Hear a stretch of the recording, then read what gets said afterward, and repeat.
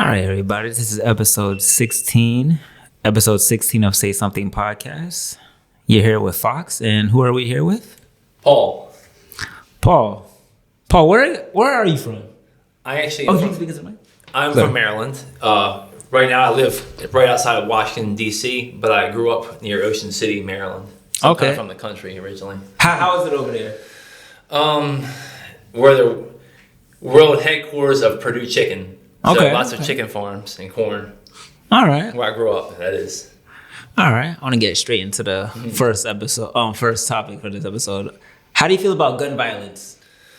Gun violence. Yeah. I honestly, I don't have too strong an opinion on it, but I do have an opinion. Yeah. On it.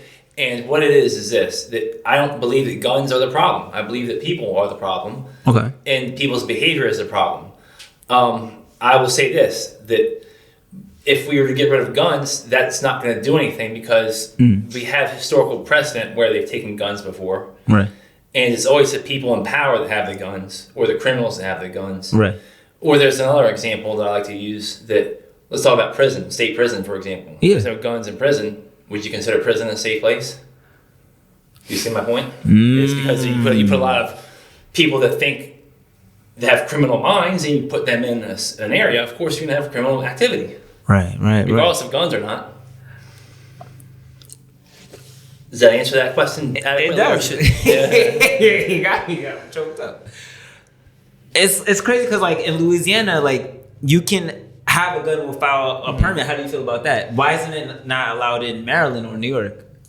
Because politics. That's why. Now, because New Orleans. Right. Is that where you're going with this? Yeah. Because New Orleans is. I've seen videos from the New Orleans County City Jail where the guys are like showing guns and drugs in the jail. Like it's like worse than Baltimore City Jail. You know what I mean? I'm like, damn, those guys are getting it. Right. Like, and they're like shooting people in jail with guns in New Orleans.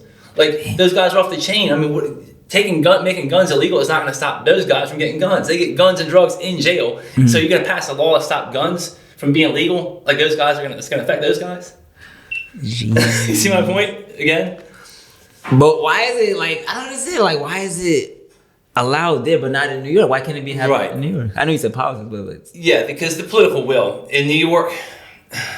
Because Louisiana is like murder capital, like number 3? It's high. Yeah, New Orleans is very high. It is. And but here's the thing: New Orleans, because they're in the South, right, and they're in I guess more of a red state. They're they're a blue city, of course, because all urban areas tend to be Democrat state areas, basically. Right. Well, I think you just have the combination where, like I said, New York City and New York State are blue, and the Democrat Party line tends to be anti-gun, and because of that reason, I think that's really the main reason why you have such like in Chicago is another one. Right, correct. They have harsh gun laws, gun restrictions in Chicago. However, we obviously see that it's Chirac. Right. You know what I mean? That's just what it is. Right. So obviously the gun legislation having zero effect on that. And it will affect, though, law-abiding citizens for a fact. Right. Because this is the one thing I've learned from my experiences with the criminal justice system. The people that are most affected by the criminal justice system are the ones that have the most to lose.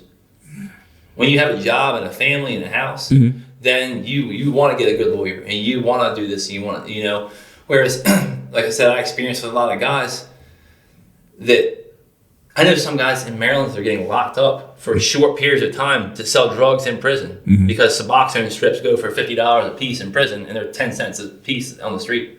So if you got to connect with a CO to get them in, then you can sit there and pay for your kids' college tuition or whatever, like 3 kids' college tuition in a year by getting locked up. I know you mentioned off topic, if it's okay. Oh, sorry. You went to prison, right? Yes, I did. Can you say what for? Yes, I actually have a kidnapping charge. Okay. Which is, I will say to this day, it's bullshit. I was in a drug deal, but I technically have a kidnapping charge. Okay. And that's a fact, yes. All right.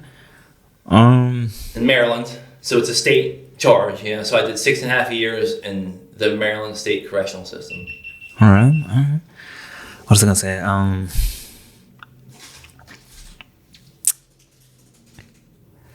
How do you feel about women in the police force? Interesting question. Very. Matt Walsh did a podcast about this yesterday. I believe lowering the standards to allow for more women in. The reason why I said it because I remember on, I think it was on the news where a woman officer was beat with a hammer by some criminal, but she came by herself. Right. Yes. Right. And so some people were saying, oh, if she had like a male partner, she would have like, and she survived, but she would have been, more safer. Absolutely. Yeah. Well, even if she had a female partner, but yes, a male partner would have been better. Honestly, let's be honest. Because males are more suited for that line of work. We just are. We're better suited for frontline infantry. Right. We're better suited for frontline police work. Women can be police, but they're not suited for, like I said, the frontline duties. They're more suited for clerical duties and administration, actually. They're good at telling men what to do. Right. Women are good at telling men what to do. They are. Right. Yeah, my mom does it. And men, and this is the thing, too, that I have an issue, and this goes into the policing. Right. I actually do have an issue with men having female judges. I do. I experienced that. I had a female prosecutor and a female judge, and I 100% attribute that to the way I was treated. So what was the issue with that?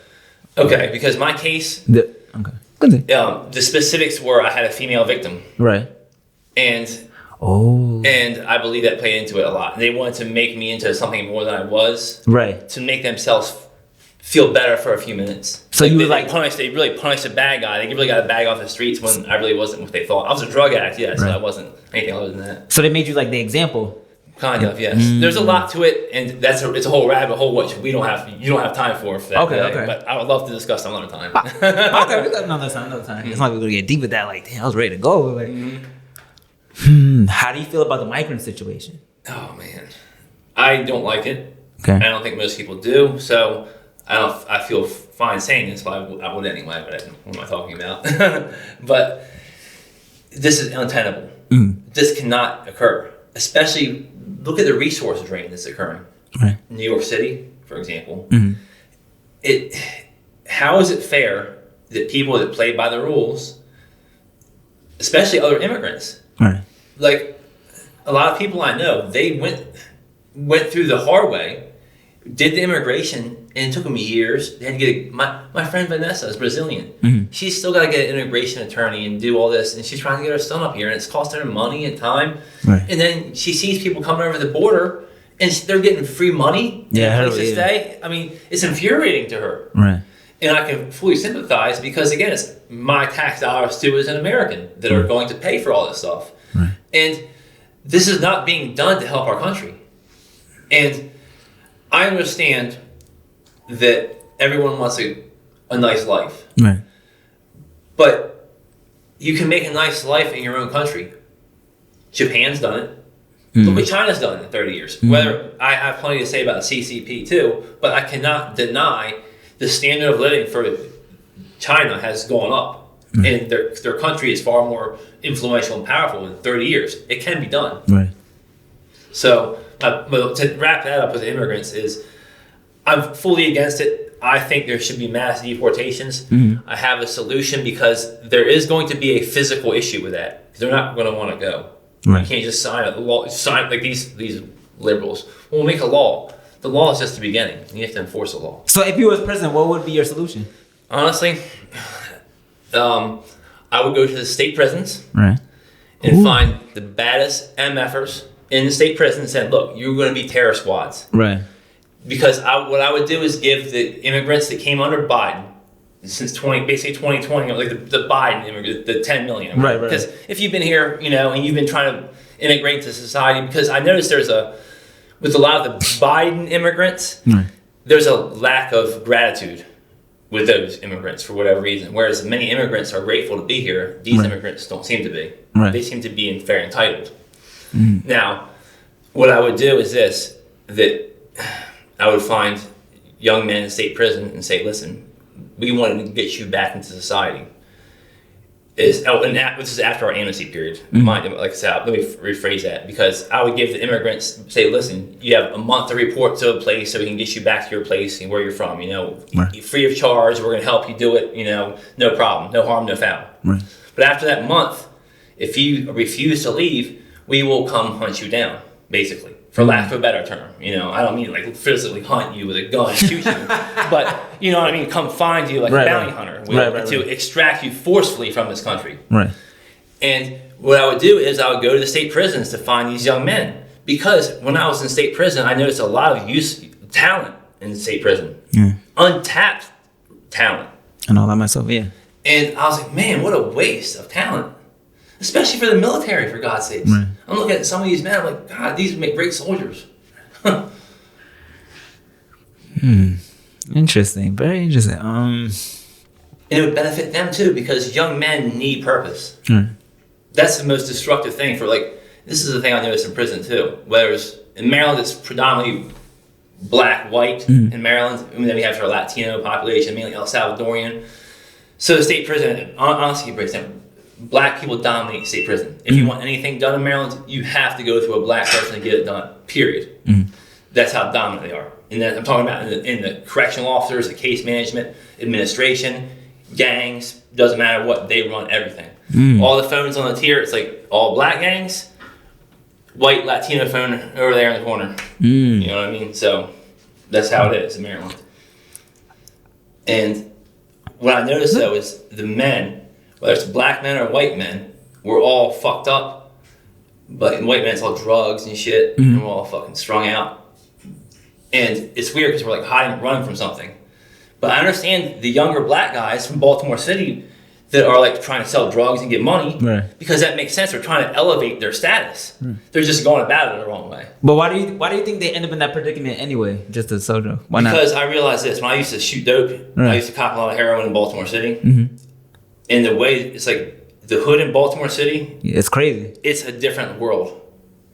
It's so hard for people to grasp that these young men live by a whole different worldview than I can even imagine. And that, like, case in point, in Maryland State Prison, like on the news, because, you know, we got TV in prison, is like when, like this neighborhood in Baltimore, like there's like a triple shooting, like guys go, oh, that's my neighborhood, yo, you know, like proud that their neighborhood's more violent than the other neighborhoods. Right. And like and in Baltimore, they're proud that Baltimore's more dangerous than DC, because there's a DC Baltimore rivalry in Maryland prison, you know, and it's kind of funny that exists, because it looks retarded at first, but it's all about respect as a man in the end of the day. Because that's the other thing I learned too. I'd never be treated as equal by those guys in Baltimore. I was only get maybe as a white boy status. That's about it. So my name's White Boy. Hey, White Boy.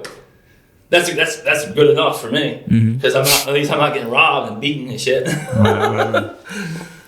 Do you feel that Trump may become president again? I hope so. I mean, I would like to think so. But then again, I understand that the people in DC don't hate Trump, and the rich white people in DC, they're powerful. They don't like Trump. Oh, really? I thought they liked him. Well, why is that? You know, DC votes 90-something% Democrat. 95% of the voter is Democrat in DC. Republican, yeah. And the white liberal, for whatever reason, I'm surrounded by him where I live. Like, it's funny because I'm all across the street from me, you got these houses with yards, signs. No one's illegal, you know, we believe in the science and whatever. Like, Jamie Raskin, never heard of him? He's our congressional representative, but he's not, I don't say famous, he's political famous enough, you know, because he's involved in committees and stuff. He's been there a while. But they got yard signs for Jamie Raskin, like, thank you, Jamie Raskin, you're such a patriot. You know, it's sickening.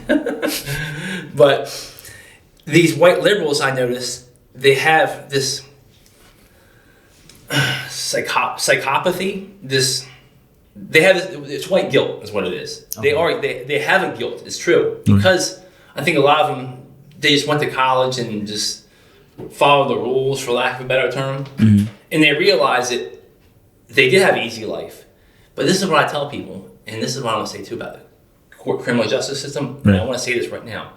The criminal justice system is not racist, it's corrupt. And they want you to believe it's racist because they prefer you to believe in that lie, because it distracts from the way the lawyers are robbing us blind.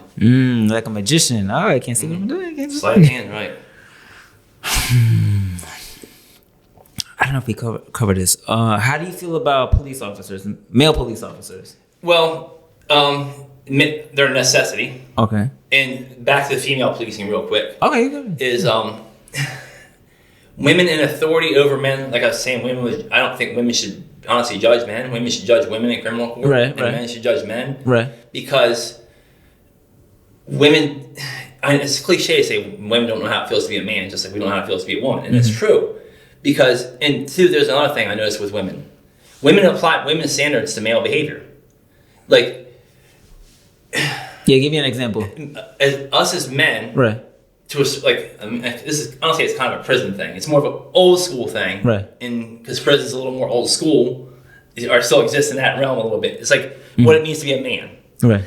And the fundamental level of respect a man gives to another man, right? Women don't understand that at all. Like, for another grown man to look me in the eye and call me a bitch, right? You punk ass bitch. Yeah. I can't go for that. Right. I gotta do something. Yeah. I can't just say, no, you're right. I'm a bitch then. Right. So women don't understand that. They think, oh, walk away, you're gonna get in trouble. No. Man, I just can't go for that as a man. Like I said, I doesn't mean I have to like fuck the guy up right there or get into a fight or do something crazy. Right. But I have to at least stand up for yourself. Yeah, exactly. Right. Yeah. And women just don't understand that kind of concept. They think, well, it's fighting is always wrong, and because women don't understand violence. Mm-hmm. And men, that is our domain historically. Right. We are sent to war. They put us in as gladiators. Mm-hmm. We're the fighters. Women, that's not their domain, and they've never been asked to really do that. And the reason men have been asked to do that is because that's naturally what comes to us. Right. We are young, especially young men. They are aggressive. It's true. Right. And I guess to wrap this whole point up with the female policing and male policing and everything, is that I think we need to be honest with ourselves, and this goes to the gender issue now too, in transgenderism and the gender binary and all this stuff. Okay. That we have to be honest. Men have our roles in society. Women have roles in society. Men are better at certain things, and so are women. And we need to play to people's strengths to maximize everyone's potential, so we have the most efficient, effective society. Do you feel that some male police officers abuse their powers? Yes, absolutely. Why is that?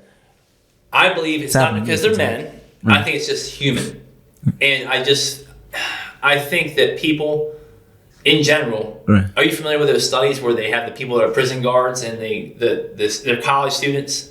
No. And yeah, anyway, in a nutshell, the story is that people get very abusive very quickly when they're given power over the people. Okay. Other people. And to the point where they shock them and even torture them, like very quickly, like within 2 or 3 days.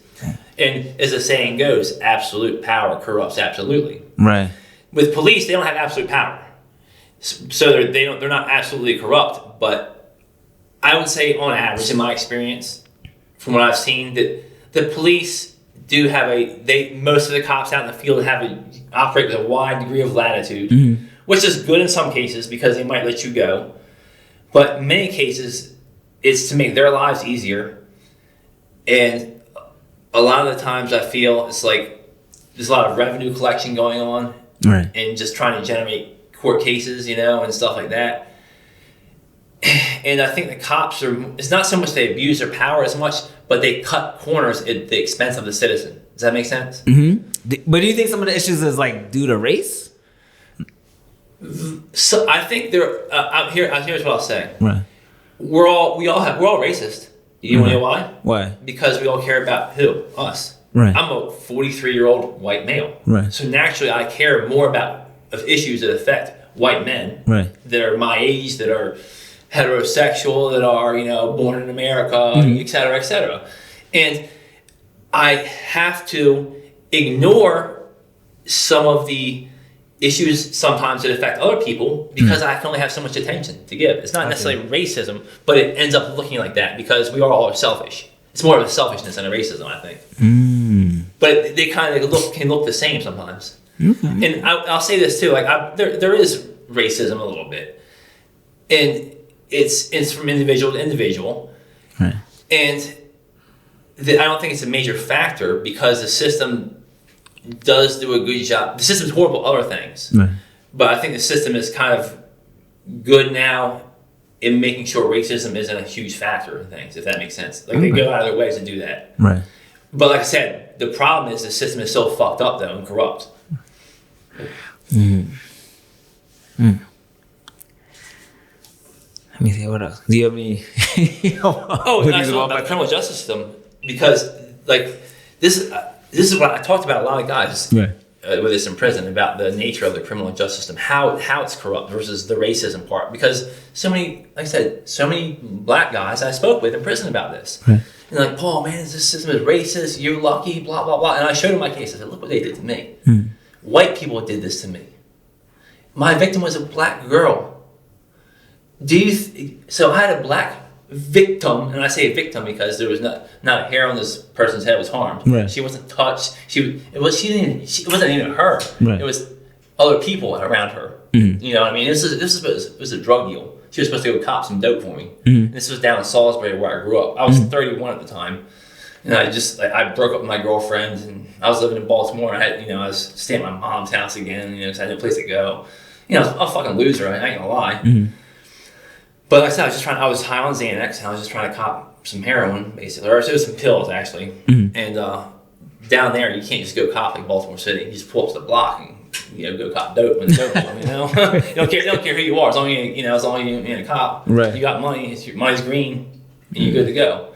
Salisbury, in a little town, ain't like that. You gotta know someone's have a number and like know their house and shit, right? So I needed someone to go cop for me because I hadn't been in the area in a while.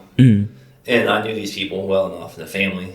And 5-minute ride around the block turned into a 6.5-year prison sentence. And I'm like, what the fuck? Because my lawyer, right away I was released in a few hours. Because a few days later is when the detective called me. Right. And I called a lawyer, and he's like, we'll go down to the station. So it's not like I got arrested right away. It was like days later, and they asked me some questions, and I said, yeah, that happened. Yeah, that's true. Because I'm like, fuck, I wasn't really sure about drugs. Honestly, I should have been charged with a DUI because I was fucked up. I should have been driving at all. And a conspiracy to commit. I was trying to buy drugs. Right. I was trying to do a drug deal. It just didn't happen. But I was definitely trying to purchase narcotics. Aspiring to do so. Had I been charged with those things, that would have been fair. But kidnapping, no, it was retarded. But I didn't know the law. Right.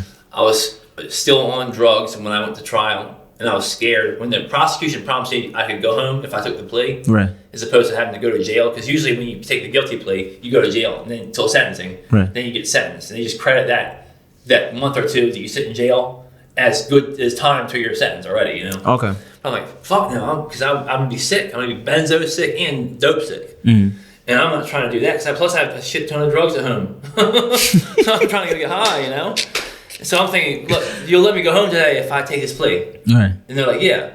And now I'm thinking, how bad can it be? If they're letting me waltz right out of the courtroom, and I did take a plea to a serious violent felony, that's a fact. But the fact that they're letting me walk out of the courtroom kind of signals to me that they see that they want their conviction. They're not going to smash me. I just got to take the conviction. But like I said, when I went back to sentencing, it was like, I don't know, it's like a different judge. It's the same judge, but her attitude was completely different. So it's like they lied? The prosecutor did their part. Right. And not actually, I take that back. Okay. There's other things about my case that are deep and very legal. Okay. That I don't want, that I can't get into right now because I'd have to give you a whole background, which is I couldn't do. Right. But they deceived me in a plea deal, and Maryland owes me money. I'm claiming reparations from Maryland from what I went through. And I'm saying they owe me $118 million. I'm not paying my state taxes anymore. Right. They haven't sent me a letter yet, but I'm going to use that to fight my conviction. Right. I'm not going to do it the old-fashioned way where I write to the court and try and get not an expungement, but to overturn a conviction, which needs a lawyer and all this and that. Right. I'm going to say, no, you owe me, because they already admitted once that the prosecutor lied to me. And they did a concession for me already. And when the prosecution or the state concedes something, that's a sign of weakness. So what I'm going to do is I'm going to press to get back into court by not paying my taxes. I'm going to say, Mr. Dowling, either they're going to just ignore me or they're going to take me to court for failure to pay taxes. Well, when I get to court, I'm going to say, no, you owe me the money, Maryland. And they're going to say, why? And I said, this is why. Because I was in prison for 6.5 years for nothing. I lost the best decade of my life, my 30s, Right. for some bullshit. Therefore, you owe me because you took my life and my earning potential and this and that, and my reputation has been slandered. Look at my Instagram, and I'm going to show them that about what they say about me, and all the job opportunities I've lost, all the life opportunities I've lost. I've never traveled out of the country. I've never been on a plane. I'm 43 years old. I've never been on a plane. This is my second time in New York City. You know, I lost a whole life. Right. I'm just starting to live as an adult for the past 5 years, and that's not all the criminal justice system. I can't blame it because my addiction did that too. But I was starting to get better in my 30s, and then I got the 6.5 years. Right. And then in prison, oh my God, I had somebody die in the cell with me. Yeah. The crazy stuff that you never believe happened to me. I believe it. I asked my friend Trey, I said, Trey, you mind if I tell him penitentiary story too? Yeah, he's seen a lot of stuff too, but yeah, man, some of the stuff I seen there was crazy. Damn. Any other stories you want to mention? Yeah, I think I'm out. Yeah, I'm out. if you want to hear something, I got Yeah, I'm down. I'm down. All right. Here's the part. My son buddy dying. It's not just that he died. My son buddy was 38 years old. Okay. And he died from liver failure. He was yellow. He was on the floor dead when the police came in that morning. I remember. Because they were like, stay on the bunk, and like 3 cops came rushing in and try to resuscitate him. But I remember foam was coming out of his mouth, and he was stiff. He already had rigor mortis already. He's cold. Yeah. Now, the reason it became a huge problem for me was because I had been sent to, this was a new jail I was at. I was in what's called the Jessup, Central Maryland Jessup region for 4 years. I was perfectly comfortable there in Jessup. I knew all the people. I knew everybody. I was partying, you know what I mean? I had my food connects in the kitchen and my drug connects. And and then they up and moved me one day. Well, I think I'm going to minimum security because I got about 5 years in on a 10-year sentence. Right. And it's my first ever charged felony. And in that case, you do 50% of your time in Maryland and you go for parole. Right. So everyone's, oh, you're going to minimum, Paul, you're going to minimum. Well, no, they sent me to Hagerstown, which was not to minimum. It was to a drug program it's called ATP in our prison system. Addiction Treatment Protocol is what it's called. It's a 6-month class. Now, here was my problem. You had a urine test there. You test urine testing in prison anyway. But I was partying all the time in prison. And they're testing for the drug I'm doing, which is called buprenorphine. Right. And for years, they weren't detecting it because it's not tested for commonly. Right. But it became the main drug in Maryland, so they're tested for it. Well, if you get dirty urines, they kick you out. And if they kick you out, you get a Category 1 offense, which you're going to lock up for like 30 days and all this nonsense. So I'm like, yo, you're forcing me to go to this drug program, which I don't want to do. And if I don't do it, you're going to punish me. But I'm going to fail the urine test. I'm telling you that already. And so he gives me like, well, get a month to get clean. I won't test you for the first month. Because I didn't want to sign the papers. And he's like, well, you have to. I'm like, well, why is it? and I'm like, whatever, okay. Right. I still cheated. I didn't get clean. I just cheated on the urine test. It was hard and nerve-wracking. I just did it, though. I went through all this to the 5th month. My cell buddy dies in a cell with me. When that happens, automatically they put you on lockup. It's called administrative segregation, pending an investigation. I spent Thanksgiving, Christmas, New Year's on segregation in a cell by myself, never coming out, except for maybe 1 hour every now and then, and shower twice a week. For 2.5 months, I lived like that. Is that called a hold? In Maryland, it's the equivalent. But here's the thing. Yeah. In Maryland State Prison, like for example, they talk solitary confinement. Yeah. We want single cells in Maryland because everywhere they got triple celling in Maryland sometimes. They got cells, guys in the bunk and a dog sleeping with them because they got the dog handling program. Damn. And it's one of the jail I was at got condemned because you could go. This is how wide the room was. Right. You sit on the toilet, your cell buddy's feet are right here. You're sitting on the toilet. His feet are right here. So you put a little blocker up, a little blanket. Yeah. But you see his feet right there. So my point being is, it's like hell on earth. We didn't have solitary confinement in Maryland because there's overcrowding all the time, and like I said, we want that some privacy. Sometimes it's nice to have privacy. Right. Now, of course, you don't want to be in it. Like I said, it doesn't exist from what I've seen. There's just a hole that you throw you in. There's no one around. Right. But lockup sucks because you don't get to shower often. And it's hot. You don't get to have a fan. And in the summertime, it's torture. It's so hot. And you can't get out. And then you got some dude in there with you. You don't even fucking know. Right, You know what right. I mean, it's half the time. You mentioned this before about the migrant with the police officer. He couldn't speak English. Yes. How do you feel about that? That case, that specific case. Right. Now, from one perspective, that migrant shouldn't have been here. Right. He's breaking the law. He's illegal, I think, from the story. If he is here illegally, Right. then he needs to be deported. Right. However, in his situation, from what I understand of the facts of the case, his case being dismissed, and like I said, the way they write the story was this case got dismissed primarily because he couldn't speak English. Well, it's not. That's a misleading statement because it's true, but it's not. They dismissed his case more so because, from what I understood, he couldn't understand the verbal commands being shouted at him at this point because you know what happens in a verbal altercation. When there's miscommunication, the volume goes up. Right. Because we're talking about men here. That's what we do. You know, Right. just kind of, no one understand English. Get down now.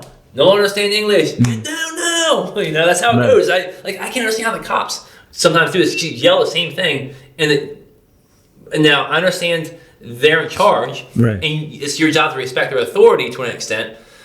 But sometimes you gotta kind of assess the situation. So do you think they were abusing their power? Not necessarily, Okay. because Just a language barrier. yeah, that, and then too is I have to put myself in the cop's shoes and Right, understand what they deal with every day. Right. And if the cops deal with fucked up people, that's just a fact. They do. And they get a lot of shit. It's true. And probably a lot of them have a chip on their shoulder, I would imagine, especially now. It doesn't make everything right, but I can understand their perspective. And my point being, it sounded like justice was, I don't say done 100%, but it's an unfortunate situation. And this deputy, I think, lost his life during a struggle. The struggle should have never happened. Right. It's true. And the struggle never would have happened if the illegal wasn't here. That's true. But again, when you escalate situations and engage in that stuff, we all know things can happen. Right. And there has to be some level of personal accountability too of the individual when they do things. Like I said, engage in a physical altercation in the street, whether you're a cop or not. Right. Because, like I said, when you engage in a physical altercation, your teeth can get knocked out. You hit your head on the pavement. Who knows? You can break your arm. You can break your hand. It's within the realm of possibilities. So let's stop pretending that someone is a good guy and someone's a bad guy fully. Right. This is an unfortunate situation, but under the law, it sounds like the immigrant wasn't necessarily fully responsible for that deputy's death. And that's the way the law is because, he didn't understand the commands, which is unfortunate. But if it's true he can't understand, what do you want to do? What do you want to do? So I get it, but Sticky situation. How do you feel about executions in Texas? Do you feel like they're going too far with that? Like lethal injections? Okay. Injections? I'm not too familiar with Texas specifically, but Okay. as far as the death penalty, here's what I have to say about that. Right. My problem isn't with the death penalty. My problem is with the court system. Right. Because innocent men getting killed is a problem. Right. But I don't have a problem with some of these fucked up dudes that Oh, are of course, really yeah. killers. Yeah. Remember the dude in Colorado, James Holmes, the Aurora shooter? With Yeah, the with the Joker? big hair. Yeah. Okay. He Do you deserved remember- that. Yeah. Do you remember his trial lasted like a year? It had this big long trial. It was on the news and shit. I remember that. He's guilty as hell. Right. Why does he get due process? Due process is to find out who is guilty or innocent. When there's a question of guilt or innocence, that's Right. when we have a trial. But when you have a clear-cut case of guilt, why do we have this big legal charade? That's a good question, Which right? brings me to another point. Donald Trump and his litigation. There's this thing on the left. You stupid MAGA people sending Donald Trump money. He's just going to use it for his legal defense fees, you idiots. You're just contributing to a billionaire's legal defense fund. And then on our side, Donald Trump's under attack. It's true, he is under. That is lawfare. However, here's the question I ask: why does it cost so much money to litigate stuff in court in America? Why? Because if the facts are the facts of the case, then isn't that what matters more? Not who's representing you, but the facts of the case I thought mattered. But that's not the case at all. It's who represents who, because they know the judge and they play golf with the judge, and that matters more than the case. Oh, so it's about like who you know, not what you know. Like, Yeah. what? Well, get this. Right. This is not an absolute. But let's say me and you conspire to commit a crime, and we do it. And we're both equal partners in it, and it's documented. Right. That you and I both were gung-ho for it, and you and I planned just as much for it, and we're both equally in this, let's say, bank robbery or whatever, right? Right. And the state has its dead to rights with everything, and all this evidence, physical evidence. Okay, and we are guilty as hell, maybe about the money, whatever. Now, they try us separately. The facts of the case are 100% the same, because we both did the same thing. We were both there together. Right. I hire a much better attorney than you, and you just get like a public defender or what you can like maybe a couple $1,000 attorney. You know what I mean? Meanwhile, I got like the 6-figure attorney, and we're in the same courtroom, right? The same case. Right. Who do you think would get a better outcome just based on that alone? You. Right. 95% of the time, we could say that, maybe even higher, 99% of the time, Right. maybe even 100% of the time, Right. that person will get a better outcome. But it's overwhelming, it's 90% or higher. Right. Okay, that by definition in and of itself would be corruption, because I'm paying for a better outcome, Right. even though I did the exact same thing. So the facts aren't mattering then. This is what the courts and lawyers have done. They actually made court not about the facts anymore. It's about The money? the money. It's crazy. just money and power. It's really hardcore money and power. It's theater though. They deceive us. It's like sleight of hand, like you said. It's Right. a sleight of hand. Right. Because the lawyers and the court system is robbing us blind, just like with divorce. These families get divorced and they get a divorce attorney. Both the mother and the father lose money to the attorneys. The attorneys get rich. Right. But in the family that loses. The kids lose because their mother and father are spending money to the attorneys. Right.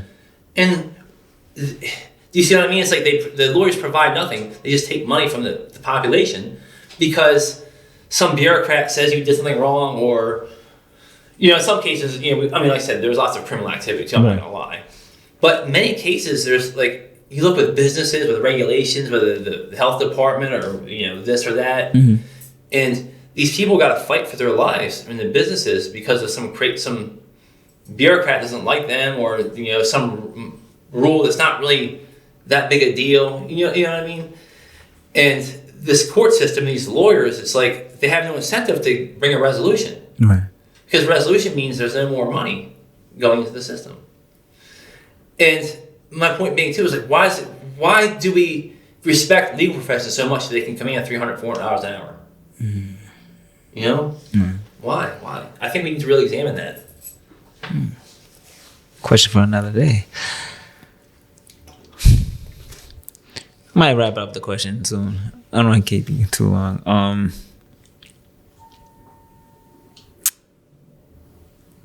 How is Maryland as a whole? Well, Maryland, compared to New York, how does it differ? How is it similar?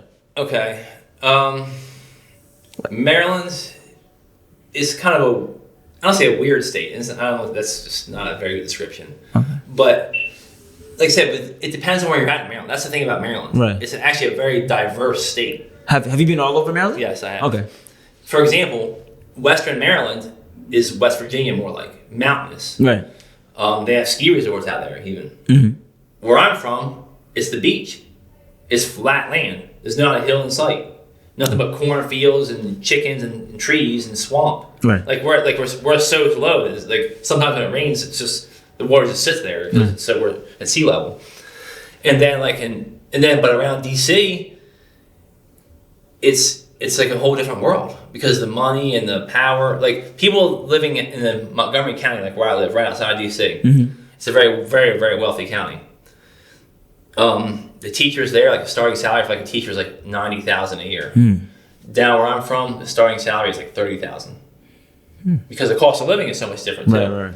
But and then where I'm from in Salisbury, that's the biggest town in all the 9 counties down there. Like, and we just have one university, Salisbury University. We have a hospital, and we have chicken facilities, and we have a community college, but not much. And that's the biggest town there. And like I said, so it's completely country basically. And then, like I said, D.C. and Baltimore, the 95 corridor through there is very wealthy, affluent, more metropolitan. Right. And then Western Maryland again is poor, mountainous, so different kind of poor people than the shore. Compared to like what you see in New York, is it similar or is it different? Like I said, the metropolitan parts of Maryland are more like this Jersey, New York area, but the country completely different. Okay. Yeah. All right. What do you like better, New York or Jersey? Well, I mean, New York or Maryland? I mean, I'm a lifelong Marylander, so I am partial to it. Okay. But I mean, I like coming up here though. This is like I said, this is my first time in Brooklyn. Okay. And I'm staying in New Jersey, Okay. Caldwell area, so it's not too far. You know? Okay. One last question. What are you gonna say? What are you gonna say? No, I do like the North Jersey area. Okay. I do, and I will say this about New York. Honestly, it's just a little bit intimidating for the newcomer. That's all. Because Right. you don't know where you're going, what's going on, and Right. it's just a lot of stuff. That's all. But I like it though. I do. One last question. How was your experience interviewing when she interviewed you, Barney Crackhead?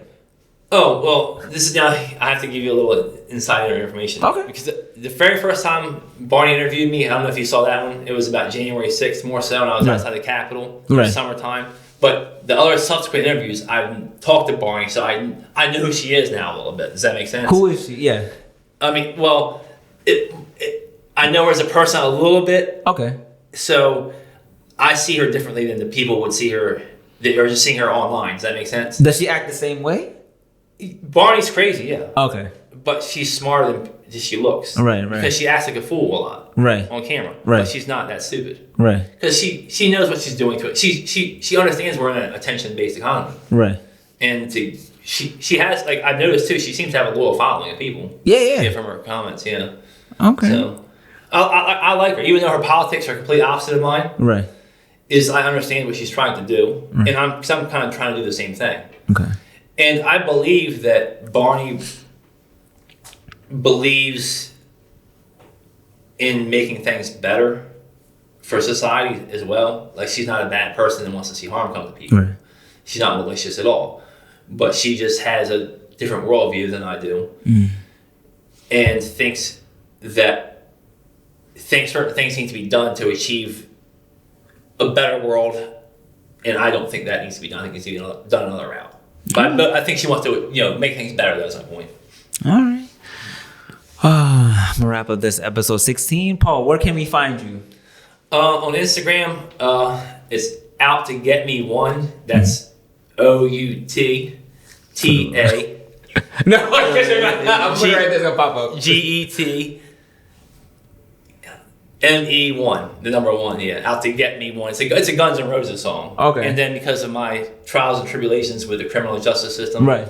especially after I got out of prison, I spent 10 G's in litigation after I got out of prison, fucking with probation, and the ankle monitor and all these stupid class. Oh my god. Anyway, but yeah, that's where I got it from. All right. You can find me on Instagram, FreshAsFox11, and that is episode 16. Thank you again for coming. Hey, thank you very much, Fox. It's a pleasure. All right. That's it.